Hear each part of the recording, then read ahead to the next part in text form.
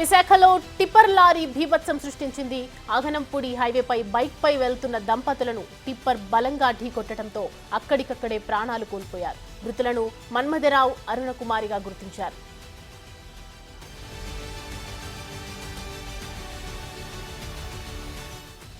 ప్రమాద దృశ్యాలను big TV screen పై చూడొచ్చు.